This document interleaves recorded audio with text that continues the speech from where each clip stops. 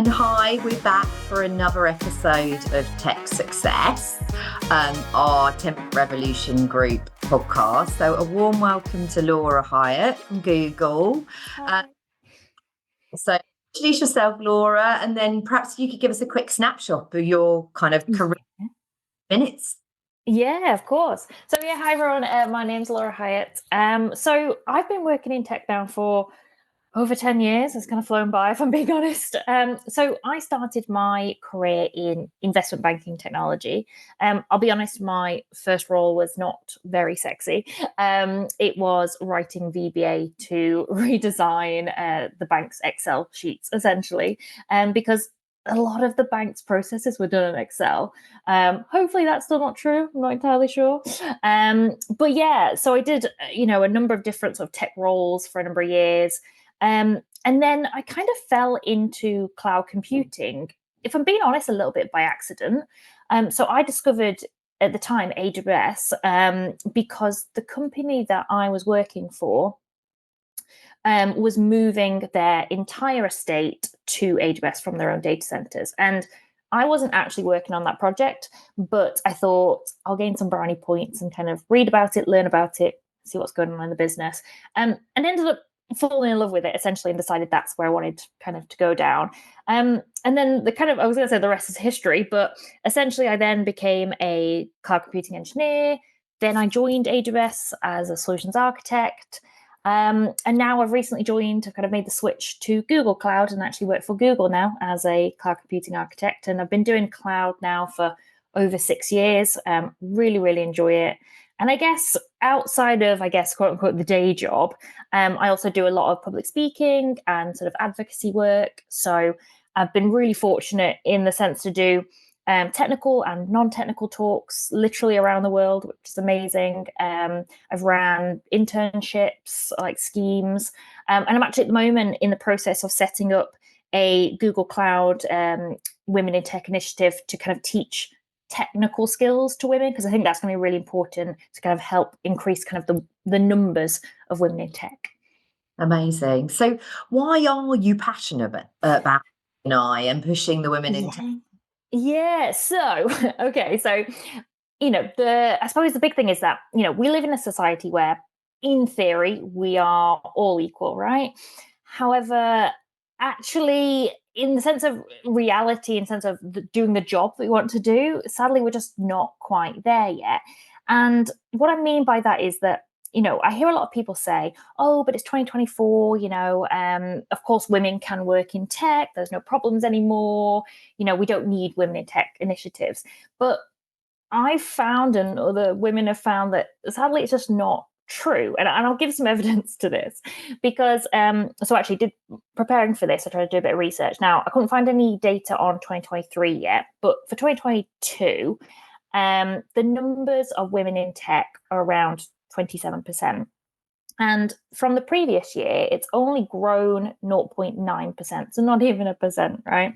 So we're not doing very well in increasing the numbers of women in tech. And so a long way away from kind of equality, right?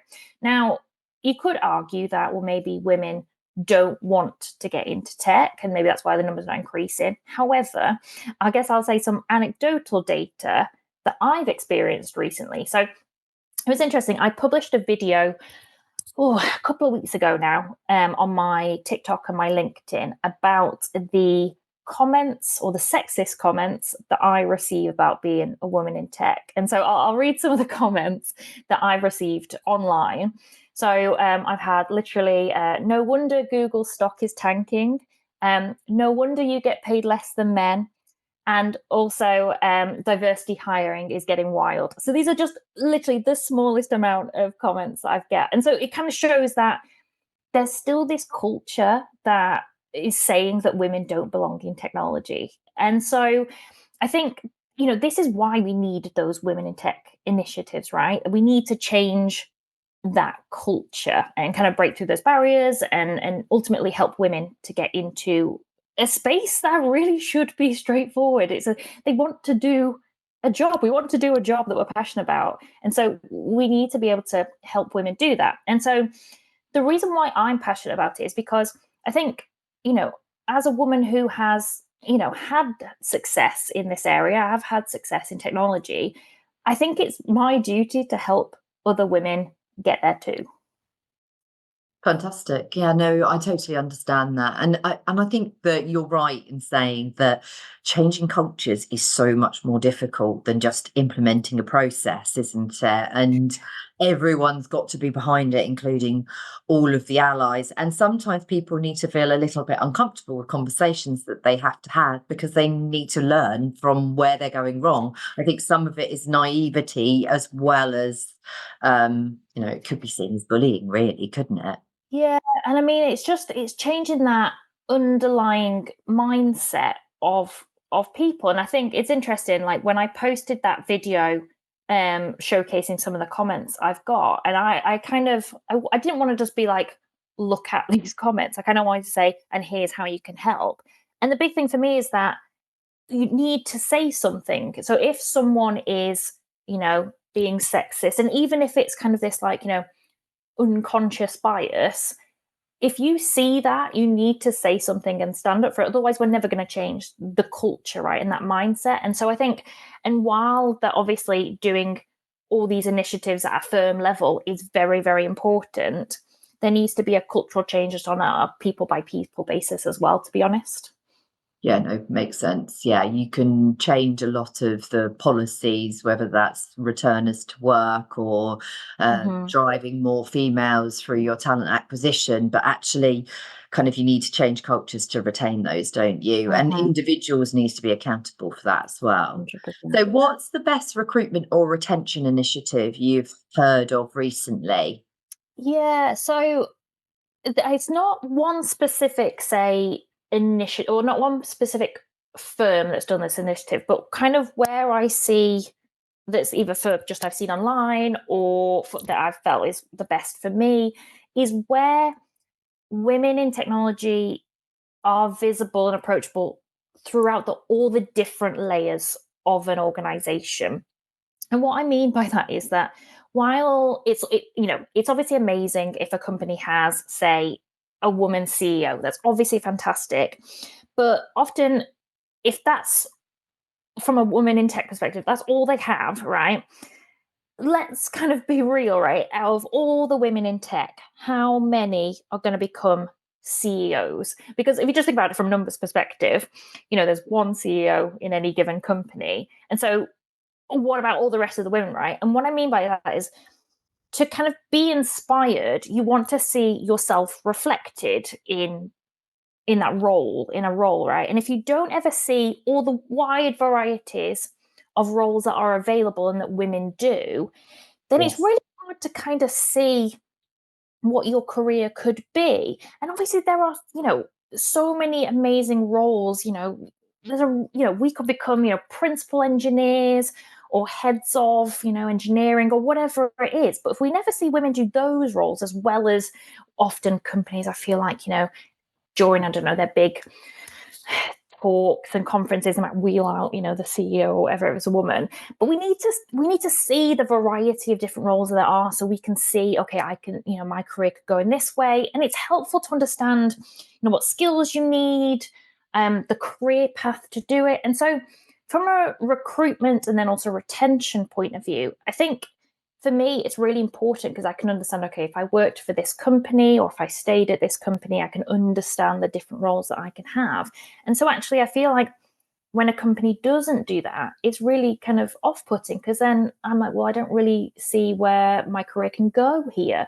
So for me, that's really important. And, that can be done, to be honest, nowadays, a lot of it is online, right? So but just showing women in a variety of different roles, I think Yeah, no, makes I me want definitely to believe be there. Yeah. believe the same. One of the reasons I came here was because 30% of the board was women, but actually it's also really nice to see so many sales people on the Mm-hmm. floor that are women as well, because actually Mm-hmm. women are very good at recruitment. So yeah, and they're Yeah. very motivated and very thorough. So, and they're normally honest as well. So there's some really good characteristics. It's just keeping their resilience. So yeah, interesting. Yeah.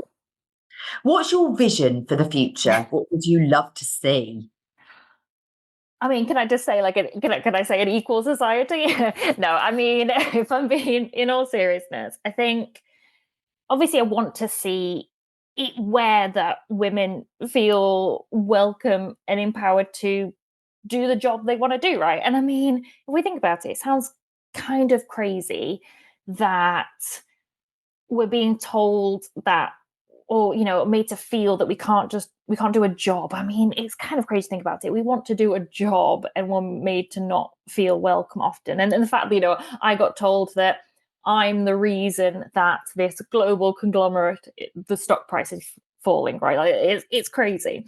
So I think for me, I want to see this, as we just kind of mentioned, this societal mindset shift. That's a hard thing to say. But I want to see this kind of shift, right? That it's no longer, because almost like we want to get to a point where women in tech being this thing is almost like no longer a thing, right? Because it's just the norm. And that is kind of where I want to get it to. And I do think, though, that there's a lot of work that we need to do. I mean, even I think about when I was at school, there was, girls did textiles and boys did woodworking. And so even then there was this kind of like divide. And we need to kind of get past that. Now, I think to get there, we do need to do something on quite a large scale, as I kind of like said about those statistics. It's only the number of women in tech has only gone up by less than 1%. So we need to do something on a bit larger scale. And I don't mean that individuals can't change things. Absolutely, of course they can. But I think we require a lot of individuals if we're going to do this. And essentially we need to work together to create this sort of, and maybe even government society. initiatives from education upwards, Yeah. Going into STEM subjects, I don't know where it would need to start from. Yeah, well, there is this thing about, going into schools and teaching tech skills at a younger age and before, because I think a lot of it also stems from then as you get older, especially with social media. But if you start younger, where there's less almost like diversity, in the sense of branching off, then you're going to capture people's attention earlier, and I think then that'll help kind of retain girls wanting to go into technology. And it just becomes the norm, doesn't it? It's an expectation. Yeah. Interesting. And so, well, final question for today: what's your kind of main career tip? Yeah. So the thing that I found that has worked really well for me is being visible and showcasing your work. And what I mean by that is that often we're told, sort of hard work speaks for itself. But to be honest, like it doesn't. And what I mean by that is that often you can put all in this hard work, but people might not know that you're doing it. And so you need to kind of tell people. And I know, the British person in me, that's quite hard. We don't like to sort of, blow our own trumpet, but we do need to. And one of the sort of the biggest things that I found has worked for me is creating, I hate saying it, but like creating like brand Laura, but it's just about showcasing the work that I've done to other people. And I mean, both internally and externally of the company I work for. So, I mean, internally, it's just saying that, like, putting yourself forward, say, if your team is doing a team meeting and they're like, oh, does anyone want to, speak for 5 minutes about the work they do? Like, put up your hand and say, yes, I'll talk about a project that I've done or something. Or even posting it about it, say if you've done something really good, mention it in one of your team Slack channels or whatever the sort of chat channels that you use are. And then externally, I think it gets almost easier, but, put your work online. LinkedIn is fantastic. And I will say that it has helped me tremendously, both internally and externally. I've got a lot of, opportunities from public speaking to speak at conferences, things like that, because of posting on LinkedIn and people seeing who I am, essentially. And often when people ask me, okay, well, what do you post about? If it's easier, if you're like going to an event or speaking at something, you can post about it. But if you're doing more, say, I don't know, in technology, if you're more like a coder or something, then you might think, what do I post about? And so I often tell, when say like I'm giving advice to like people looking like new careers and things like that. I often say, well, okay, if you're a coder, make a project, put it say on GitHub, and then post the link on LinkedIn and write a little bit about the project. Or even better, in the kind of like visual society that we're in, is that if it's something that is demonstratable, you can demo it, create a video of the project that you've done and post it on LinkedIn. And I mean, that's what it's a learn, isn't it, for others? Well, exactly. I mean, even something as, you might think it's like as silly as, but I posted, this is about 4.5 years ago now, when I just joined AWS. I made this thing that I named the Sentiment Analysis Sweep Machine. And essentially, it was just this sweep machine using image recognition. It would take a picture of your face. And if you're happy, you got one type of sweets. If you're sad, you got a different type of sweets. And if you're angry, you got another type of sweets.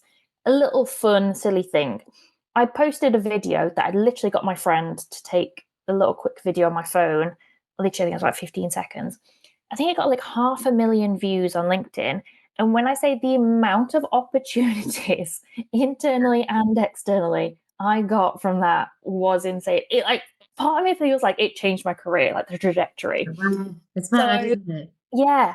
So like, shout about the work you do is my biggest tip. Brilliant. Yeah, just go for it. Brilliant. Well, I really appreciate your kind of input today, Laura. Much appreciated, and good luck with your next career step at Google. No worries. Thank you so much. Thank you so much for having me.